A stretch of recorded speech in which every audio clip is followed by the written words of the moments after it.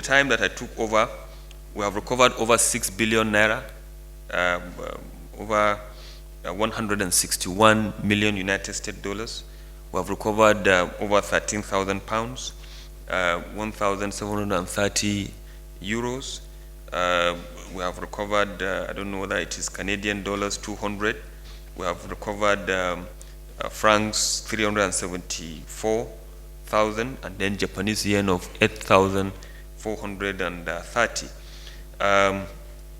We have recovered about, we have recovered 30 real estate, 1 carpet, 13 electronics, 1 farmland, factory, motorcycles, land, filling station, and about 32 automobiles. The information is here and is going to be given to all of you to have a look at. In terms of recoveries, of course, it will continue to be done, and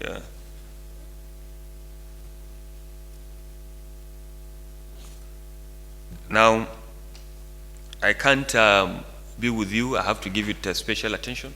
I should round up. I have to give it special attention, and that is the rising increase of internet fraud. This is a huge problem that we have. Almost every other day we are arresting them. From January to the 11th, 10th of June 2021, we have arrested 1,502 internet fraudsters across the length and breadth of this country. On the Monday that the courts resume, across the length and breadth, we are attempting to file, close to about 800 cases of this in nature. It's a serious problem that we are working tirelessly towards curtailing. We are working with the state governments that have that we have identified to be more vulnerable to this. It's something that our parents, our institutions, we the elders, we have to be talking to one another. It is tarnishing the image of this country. They are doing it on a daily basis. They are feeling that it is just another way of getting extra income, which is worrisome, to us. Here is operations that we have done. Incidentally, again, the age group, if you look at the graphical presentation that we have here, the chunk of the people that are dealing, the young boys that are dealing with this, are between the ages of 25 and 34, in their active life. Coincidentally, I'm one of them, being a young man, and people from my constituency are the ones doing this. We'll continue to talk to them and all of that. We have the types of fraud that they are doing. They are into dating scam, picking, check scam, hacking, credit card scam, issues that you know and aware of. The commission is focused on these cyber criminals, continue to carry out sustained public enlightenment campaign, taking the fight to their enclave, and collaboration with our partners, particularly the media. We need your assistance here more than ever. Please, all the correspondents that of your various media organizations that are covering anti-corruption or financial crimes, please be coming to our offices so that we'll be telling you some of these things, and then you will be sustaining, the campaign, or against these criminals.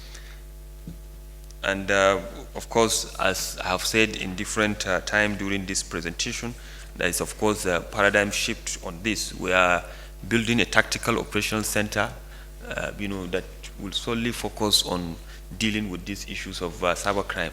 I've told you also that we have created a department of intelligence that is expected to gather intel on this. We have arrested quite a number of people and prosecuted quite a number of people within this period. We have secured 185 convictions within the period under review, and of course you are aware that for 2 months, we have been on strike. We have filed 367 cases. As I said, within this week, we are going to file at least 800 cases in court, on public corruption as well as, cybercrime.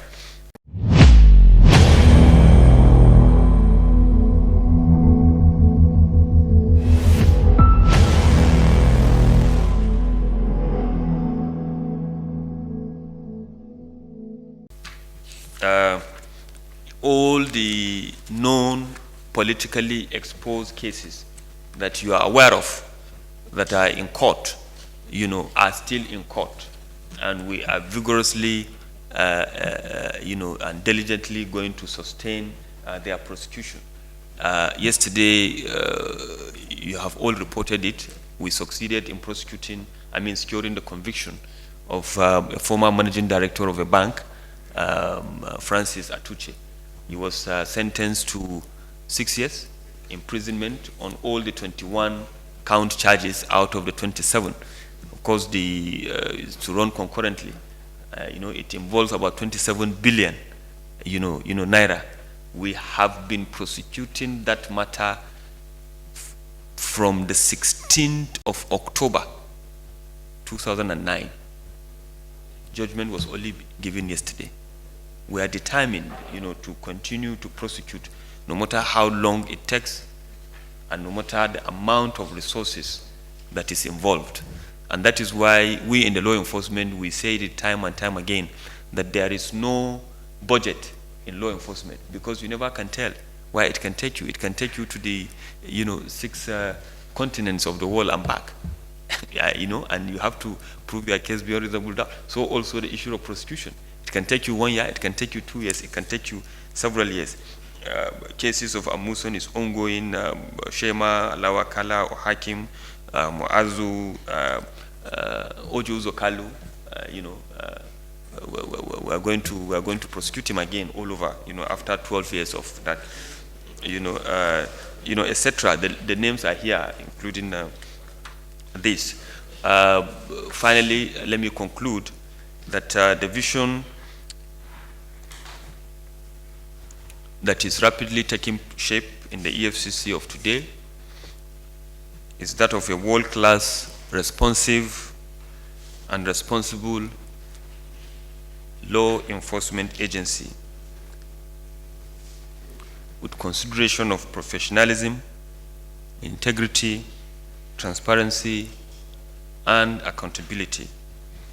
The new EFCC is harnessing the skills of its well-trained and motivated workforce, leveraging on the support of every stakeholder and partner, both at home and abroad, to deliver on the vision of a Nigeria free of all forms of economic and financial crimes.